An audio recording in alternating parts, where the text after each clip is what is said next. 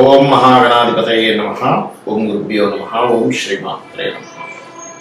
మనం ఈరోజు 12 లగ్నాల వారికి కూడా మీకు ఒక లక్ష్మీదేవి యొక్క అనుగ్రహం కలిగేటువంటి సంకేతాలు, అది మీకు స్వప్న రూపంలోన నిత్యం జరిగేటువంటి విషయాలు ఏవైతే ఉంటాయో వాటి రూపంలోని, లేనట్లయితే ఒక్కోసారి మహాదశ మారేటప్పుడు మీ యొక్క లగ్నానికి ఏ మహాదశ వచ్చినప్పుడు ఎటువంటి వాటి ద్వారా వస్తాయనేటువంటి దాన్ని మీకు ఎండింగ్లో చెప్తాను. కాబట్టి స్టార్టింగ్లో ఏంటంటే మీ లగ్నానికి పూర్తి వివరణ మాత్రం ఎండింగ్లో ఉంటుంది. బట్ మీ లగ్నానికి మీకు ఎటువంటి సంకేతాలు మంచిని సూచిస్తాయి, ఎటువంటి సంకేతాలు మీకు కలిగినప్పుడు జాగ్రత్తగా ఉండాలి, దానికి పరిహార మార్గం ఏం చేసుకోవాలో కూడా చెప్తాను. సింహ లగ్నము, సింహరాశి. సింహం వారి కనుక చూసుకున్నట్లయితే ప్రధానంగా మీకు ఇక్కడ మీ యొక్క లగ్నానికి ఉన్నటువంటి గొప్ప క్వాలిటీ ఏమిటంటే మీరు యూనిక్నెస్ అనేటువంటి ఎక్కువగా ఉంటుంది. అంటే ప్రత్యేకత, మీకంటూ ఒక ప్రత్యేకత ఉండాలి, మీకంటూ డిఫరెంట్గా మీరు దాన్ని ఏ పనైనా సరే డిఫరెంట్గా చేయాలి, రాయల్గా ఉండాలనే లక్షణం మీకు ఇన్బిల్ట్గా ఉంటుంది. ఇంకా సన్ ఎవరికో బాగా పాడైపోయాడు వాళ్ళకి ఉండదు, నేను అది కోట్ల లక్షలు ఒక జాతకం కల్లా జరుగుతుంది. బట్ 99% ఆఫ్ పీపుల్ ఇది ఇన్బిల్ట్గా ఉంటుంది. అయితే మీకు ఇక్కడ శుభ సంకేతాలు ఇవన్నీ ఇప్పుడు మీకు నిద్రలో కనుక వాటర్ పాడైన నీరు, లేకపోతే ఏదైనా ప్రయాణాల్లో ఇబ్బంది పడుతున్నట్టుగా స్వప్నం వస్తుంది అంటే మీరు జాగ్రత్తగా అలర్ట్గా ఉండాలి. అలా కాకుండా ఒక మంచి ప్రయాణం జరుగుతుందంటే మీకు లక్ష్మీ అనుగ్రహం కలగబోతుందని అర్థం చేసుకోండి. అయితే ఇక్కడ మీకు మీ లగ్నానికి శుభులు ఎవరెవరు అంటే రవి, గురువు, కుజుడు. అంటే పరాశర మహర్షి చెప్పాడు సర్వే త్రికోణనేతారో గ్రహాలు శుభ ప్రధానాలు. ఆ సూత్రం ఆధారంగా నేను చెప్తున్నాను. కాబట్టి ఈ గ్రహాలు కేతువు శుభుడు అవుతారు. మీరు బాగున్నారంటే ఉదాహరణకి రవి మహాదశలో లేదా అంతర్దశలో నడుస్తుంది. ఎందుకంటే 9 గ్రహాలు, 2 ఛాయాగ్రహాలు, అందులో 9లో 2 ఛాయాగ్రహాలు. కాబట్టి ఈ దశలో వస్తాయి, ఎవరికైనా అంతర్దశలో దశలో ఇవి వస్తాయి. రవి బాగున్నాడు, మీకు జన్మజాతకం రవి మహాదశ వచ్చింది, అంతర్దశ వచ్చింది, పేరు ప్రఖ్యాతులు ఖచ్చితంగా వస్తాయి. పేరు ద్వారా లక్ష్మీ అనుగ్రహం, లేదా గవర్నమెంట్ వాడి ద్వారా లక్ష్మీ అనుగ్రహం. అంటే లక్ష్మి అన్ని రూపాల్లో ఉంటుందండి, సంతానం రూపంలో ఉంటుంది, అన్ని రూపాల్లో ఉంటుంది, గుర్తుపెట్టుకోండి.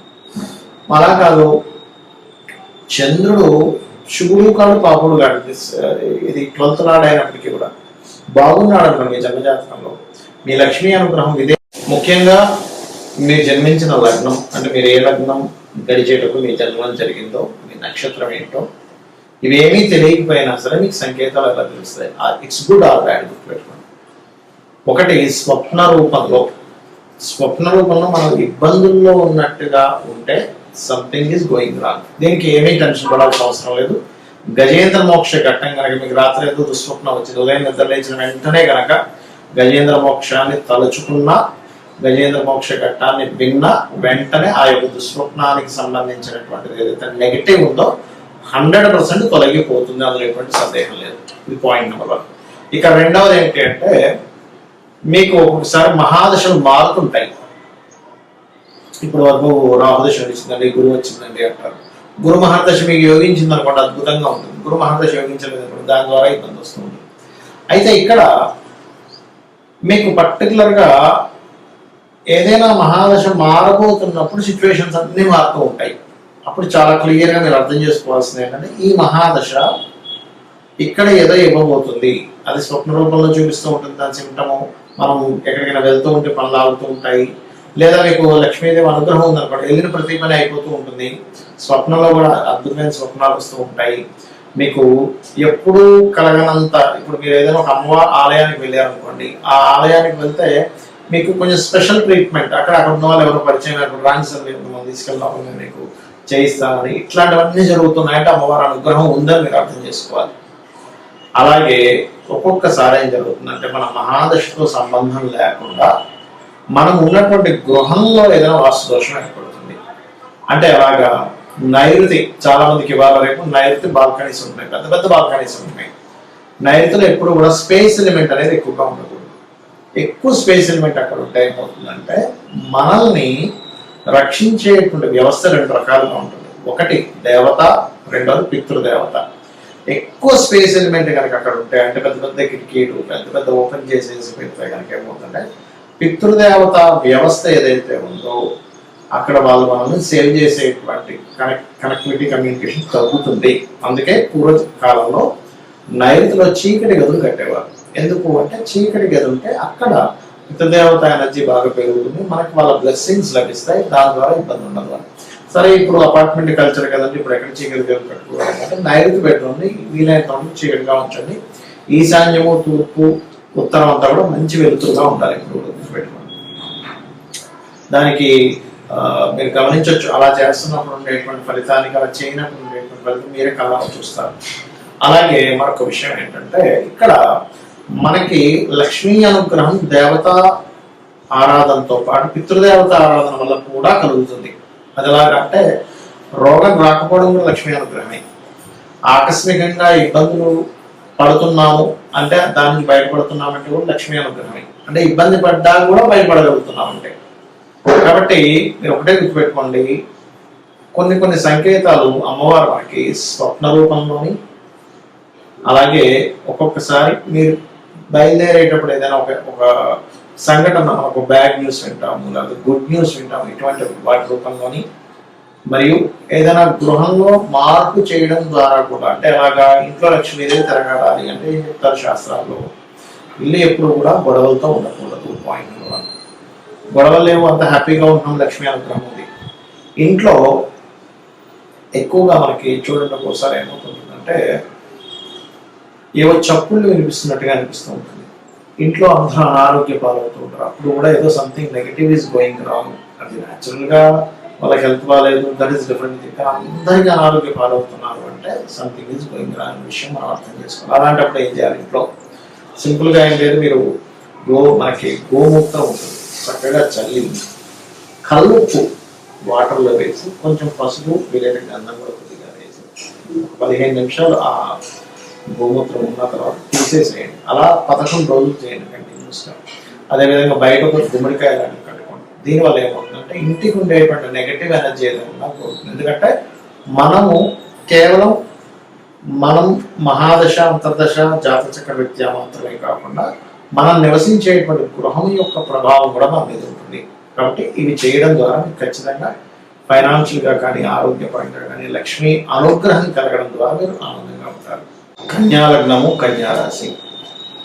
ఈ కన్యా లగ్న రాశి వారికి లక్ష్మీదేవి యొక్క అనుగ్రహం కలిగేటప్పుడు ముఖ్యంగా మీకు కలిగేటువంటి సంకేతాలు స్వప్న రూపంలో రాజు, గొప్ప వైభవము, లేనట్లయితే సూర్య భగవానుడు, బంగారము, ఇవన్నీ కూడా పాజిటివ్గా మీ స్వప్నంలో వస్తాయి. అలా కాకుండా మీకు బ్యాడ్ సంకేతాలు అంటే ఇవే మీకు కొంచెం బ్యాడ్గా వచ్చే ఛాన్సెస్ ఉంటాయి.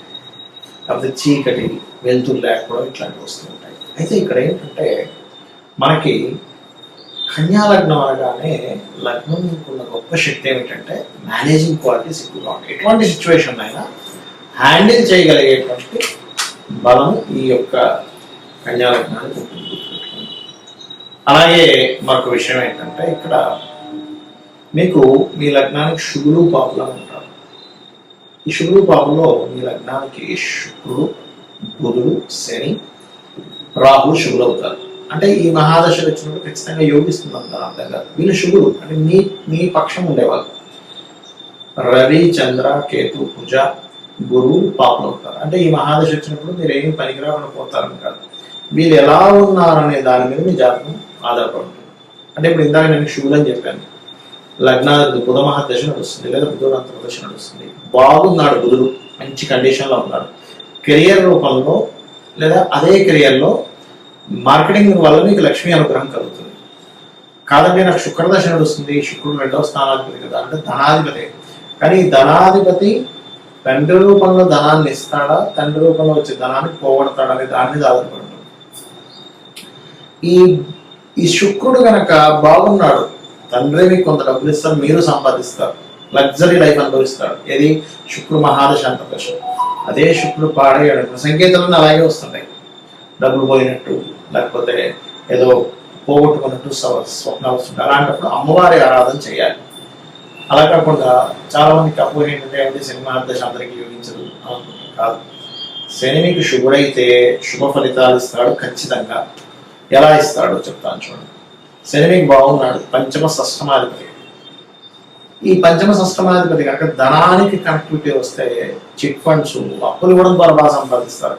ఇదే పంచమ షష్టమాధిపతి కనుక శని పాడైతే అప్పులు ఇవ్వడం ద్వారా బాగా ఇబ్బంది పడతారు. ఇది గుర్తుపెట్టుకోండి. అంటే ఏమిటి, లక్ష్మీ అనుగ్రహం ఈ రూపంలో వస్తుంది. లక్ష్మీ అనుగ్రహం సరిగ్గా రావట్లేదంటే మీకు స్వప్నంలో చీకటి ఎక్కువ కనిపించడం, ఇట్లాంటివి సంకేతాలు చూపిస్తూ ఉంటుంది అమ్మవారు. అలాగే మరి ఈ లగ్నానికి పాపులు ఉన్నారుగా, పాపులు కుజుడు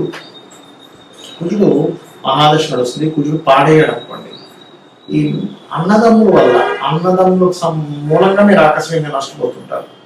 ఇది పాడైతే బాగుంటే మళ్ళీ ఏం కాదండి, బాగుంటే వాళ్ళ ద్వారానే సేవ్ అవుతారు కూడా. అంటే ఇక్కడ ఏంటంటే ప్రతి మహాదశ లేదా అంతర్దశ అది ఉన్న కండిషన్ బట్టే ఉంటుందండి. మీ దగ్గర ఒక కారు ఉంది, కారు బాగుంది, అద్భుతంగా వెళ్తుంది. కారు పాడైంది, BMW కార్ అయినా లేకపోతే రోల్స్ రాయర్ రేంజ్ రోవర్ అనుకోండి, అది ₹1 కార్ అయినా 10 కోట్ల రూపాయల కార్ అయినా పాడైంది కదలదుగా, దాన్ని వదిలేసి వెళ్ళిపోవాల్సింది. అలా మహాదశ లార్డ్ ఎలా ఉన్నాడనే దాని మీద మీకు లక్ష్మీ యోగం ఉంటుంది, గుర్తుపెట్టుకోండి.